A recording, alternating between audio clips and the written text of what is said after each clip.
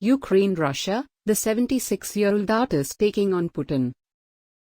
In her tiny St. Petersburg apartment, 76-year-old artist Elena Osipova shows me the anti-war placards she's made. On one she's written, "Putin is war. We don't want to die for Putin." Another depicts Russia's president as the devil, with the horns of Satan. Elena tells me that after Russia attacked Ukraine, she was so shocked, she didn't eat for 3 days. Then, filled with anger, she'd taken to the streets to protest. A small crowd had applauded her, they chanted "No war." Then 2 police officers took the pensioner by the arms and led her away. Police still haven't returned one of her placards. She describes it to me, "I'd been given some red tulips, beautiful young flowers. But very quickly they died and wilted. They reminded me of young men falling into their graves. So I'd made a poster and wrote that people were being sent to their deaths. And on another placard, I appealed to Russian soldiers, lay down your guns and you will be heroes." Across town, a human rights group, Soldiers' Mothers of St. Petersburg, is operating a hotline. Parents call in, worried for their conscript sons, some of whom are already fighting in Ukraine. Many of them desperately ask for help to bring their boys home. There have been lots of calls, but there's also lots of pressure from above. Olga from the group tells me it is being forced to shut down. The authorities prefer to cover things up, to give society a false picture that everything's fine in the army.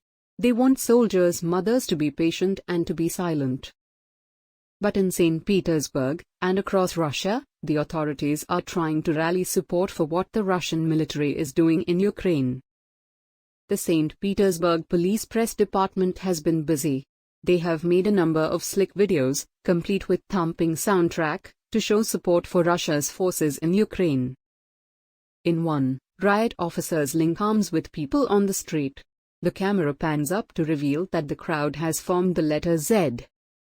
The symbol is painted on many of the Russian military vehicles in Ukraine and is used to show support for Russia's offensive.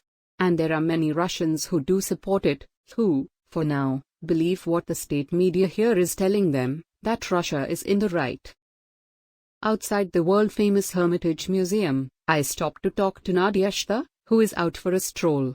She tells me, "I love my motherland and I trust my president, and if you think the West can frighten us by withholding goods, you're wrong.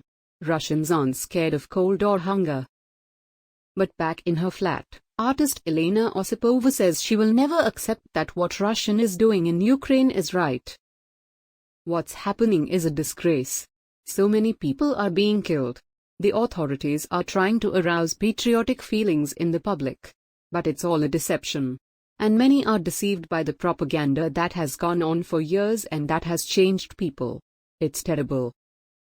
In recent years, Russians have known many wars. The Soviet war in Afghanistan, 2 wars in Chechnya, the Russian military getting involved in the war in Syria. And now Ukraine. The Kremlin insists that its troops there are conducting a special military operation. But most of the world calls it Russia's war.